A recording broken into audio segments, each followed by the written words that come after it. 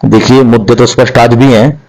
अगर मुझे कोई एक दिन का सीएम भी बना देना राजेश जी, तो मैं वो कर दूंगा जो शायद आज तक किसी एमएलए और किसी सीएम ने भी नहीं किया होगा। मुझे जो है प्रवक्ता जरूर बनाया शिवसेना बाला साहब ठाकरे शिंदे ग्रुप का, और मेन भूमिका रही है हमारे प्रधान है पंजाब से हरीश सिंगला जी, और हरियाणा से नीरज शेट्टी जी, उनकी अहम भूमिका रही है।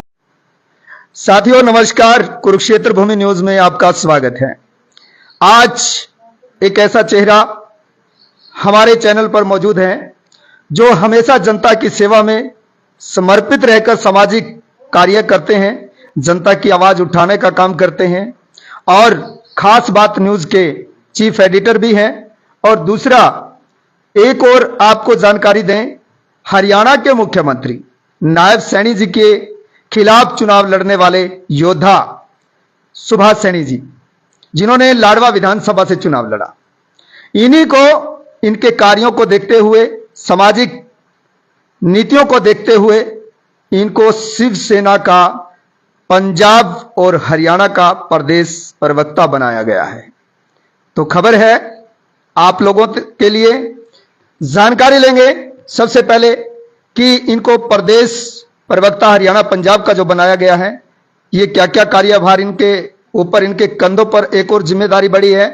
सबसे पहले तो इनको बधाई देंगे, और हमारे दर्शक भी इनको एक बार अपने कमेंट में बधाई जरूर दें। तो सुभाष सैनी जी, स्वागत है। सबसे पहले तो धन्यवाद है राजेश जी, आपने कुछ महिमा जो है मेरी कुछ ज्यादा ही कर दी। लेकिन असल बात यह है कि चुनाव लड़ना एक मकसद था मुख्यमंत्री के खिलाफ। बहुत से लोगों का शायद ये भी था उस समय कि सुभाष सैनी पैसे लेके बैठ जाएगा, पैसे के लिए जो है चुनाव लड़ रहे हैं जी। बहुत लोगों ने सोचा भी था, इवन मेरे पड़ोस तक के लोगों ने भी सोच लिया था। लेकिन बीजेपी के लोग भी मेरे संपर्क में आए उस समय, उनको भी जो है मैंने एक ही बात कही थी कि लास्ट तक लड़ूंगा, वोट चाहे मुझे एक भी ना मिले। सिर्फ एक्सपीरियंस मैं चाह रहा था कि एक एक्सपीरियंस लेना चाहिए, क्योंकि हम लोग हर एक नेता का इंटरव्यू लेते हैं, हमें ये नहीं पता कि वो नेता किस तरह से नीचे से ऊपर आ जाता है बन के, और किस तरह वो 5 साल में करोड़ों रुपए अर्जित करता है। चलो भगवान की मर्जी है, शुक्र है भगवान का, उन्होंने मुझे सामर्थ्य दिया और मैं चुनाव भी लड़ा। सबसे पहले जानना चाहेंगे, संघर्ष किया आपने विधानसभा चुनाव लाडवा में, क्या क्या खामियां सामने नजर आई, क्या जनता का प्यार मिला, किस तरीके से वो चुनाव आप लड़ पाए? राजेश जी, मेरे साथ और भी कई साथी थे जिन्होंने चुनाव लड़ा। मैं तो आज भी उनकी वीडियो ही देखता हूँ सबकी, क्योंकि मुझे तो चुनाव में समय ही नहीं था। नॉमिनेशन वाले दिन मेरे को टिकट मिली, टिकट लेने के बाद भी मैं घर बैठा था। लास्ट के 10 दिन मैं सिर्फ बाहर निकला हूँ। मैंने कोई ज्यादा सामग्री प्रचार की नहीं छपाई, सिर्फ पंपलेट से या किसी अन्य पार्टी से, राजनीतिक दल से खड़ा हो, उसको वोट मिलनी संभव ही नहीं है, ना लोग चाहते हैं उसको, बेशक आदमी सामने वाला कितना ईमानदार क्यों ना हो। सर, एक सवाल खड़ा होता है कि सैनी समाज से भी नायब सैनी हैं, हरियाणा के मुख्यमंत्री हैं, क्या आपको सामाजिक दायित्व सामने खड़ा नजर नहीं आया, या समाज से हट के आप चलना चाहते थे? नहीं, ये सवाल आपका जायज है कि मैं सैनी समाज से हूँ और नायब सैनी भी सैनी समाज से ही आते हैं जी। ये समाज की बात नहीं थी, मैं सिर्फ एक्सपीरियंस लेना चाहता था कि एक्सपीरियंस कैसा रहता है, कैसे ये लोग जो है सीएम तक पहुंचते हैं एक एमएलए बन के। सिर्फ एक्सपीरियंस के लिए खड़ा हुआ था।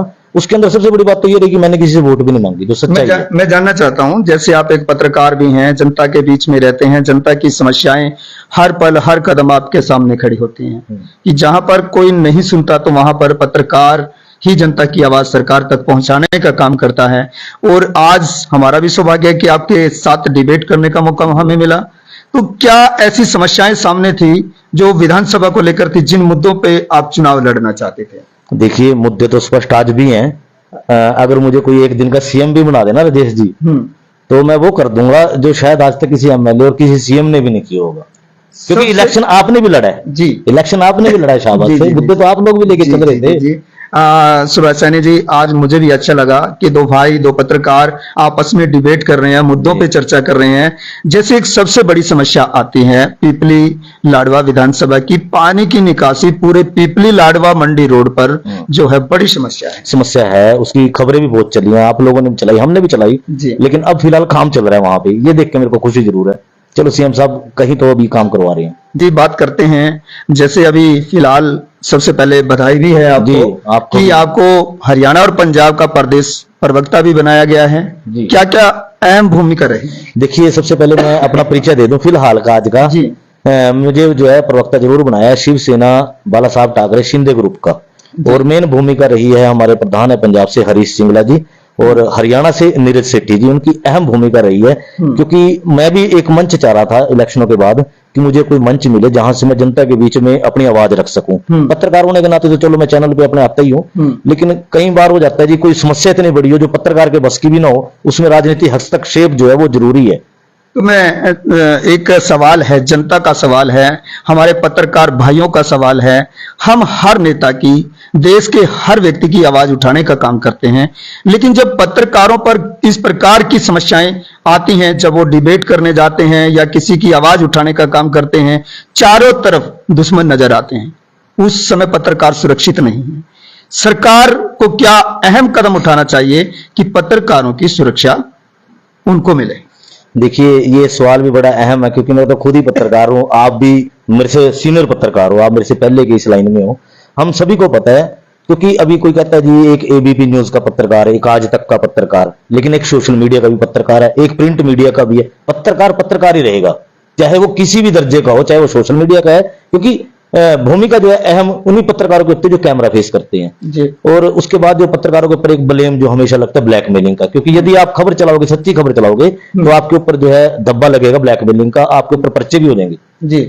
लेकिन सबसे बड़ी बात तो है कि हमारे पत्रकारों में भी एकता नहीं है, जो बड़ी अहम है। एकता होनी बहुत ज्यादा जरूरी है। पत्रकारों के अलग अलग धड़े हैं, हमारे कुरुक्षेत्र के अंदर ही 2-3 प्रेस क्लब बने हुए हैं। आप कहीं भी चले जाइए 3 या 4 तो कम से कम प्रेस क्लब होंगे, अलग अलग प्रधान है, सबकी अलग अलग राय है। जैसे अभी आपने कहा कि पत्रकार तो पत्रकार होता है, चाहे वो सोशल मीडिया पे काम कर रहा है, चाहे प्रिंट मीडिया में काम कर रहा है, लेकिन उनको ऐसी नजर से क्यों देखा जाता है कि ये छोटे पत्रकार हैं? नहीं, ऐसा बिल्कुल गलत है। मेरा सोशल मीडिया का चैनल है, मेरे साथ डेरा बसी लालगढ़ जीरकपुर के लोग जुड़े हुए हैं। अभी अगर आज तक एबीपी न्यूज जो खबर नहीं चला सकता, वो हम सोशल मीडिया वाले चलाते हैं, इसलिए हमारी भूमिका बड़ी अहम हो जाती है सोशल मीडिया को लेके।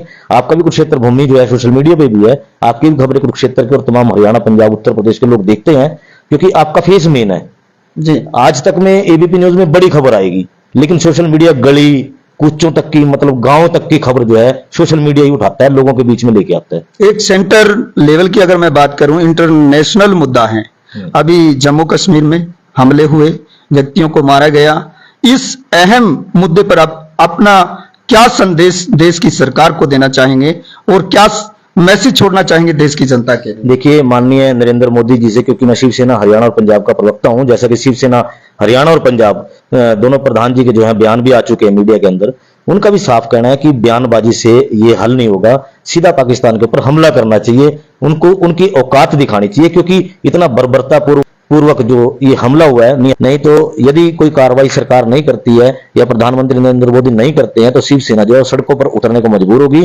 फिर हरियाणा से लेकर कश्मीर तक जो है पूरे हिंदुस्तान के अंदर जो है सड़कों पर शिवसेना उतरने का काम करेगी। इस देश को बचाने के लिए, इस देश के युवा पीढ़ी को बचाने के लिए, ताकि इस देश में हम भाई भाई बनकर रहें, हर एक धर्म को मानकर चले, हर एक व्यक्ति का मान सम्मान करके चलें, तो मैं उस पर आपके एक संदेश जानना चाहता हूं। देखिए लोभ, मोह और माया, 3 चीजों का परित्याग करना पड़ेगा यदि एकजुट रहना है लोगों ने, क्योंकि मोह माया जो है ये मेन है जी। इसी के चक्कर में आपस में लड़ाई होती है, दंगे होते हैं, एक एक इंच के लिए गोली तक चल जाती है। तो कैसे हमें युवा पीढ़ी को बचाना चाहिए? युवा पीढ़ी को धार्मिक रास्ते पे जाने की जरूरत है, हमारे वेद ग्रंथ जो है वो पढ़ने की जरूरत है। उसके अलावा आप मंदिर में भी जाइए, प्रवचन भी सुनिए और ध्यान पर भी बैठिए। घर पे व्यक्ति का मन जो है वो शांत रहेगा यदि आप ध्यान पे बैठ रहे हो, यही चीज साथ में जाएगी, बाकी कुछ नहीं। क्या संदेश देना चाहेंगे? मैं तो यही संदेश दूंगा जी, आपसे मिलकर रहें, प्रेम बांटे। आप मंदिर में चाहे प्रसाद बांटने के बहाने चला जाइए, तो आपको बहुत जो है शांति आपको मिलेगी जरूर। तो देखिए साथियों, आज एक ऐसा चेहरा हमारे साथ मौजूद है, सुभाष सैनी जी, जो कि जनता के लिए हमेशा अपनी सेवाएं प्रदान करते हैं। चाहे वो मीडिया क्षेत्र की बात की जाए, सामाजिक क्षेत्र की बात की जाए या फिर देश हित की बात की जाए, हमेशा जनता की आवाज उठाने का काम करते हैं, जनता की समस्याओं का समाधान करने का काम करते हैं। तो साथियों बने रहें कुरुक्षेत्र भूमि न्यूज के साथ, फिर मुलाकात होगी एक नई खबर के साथ।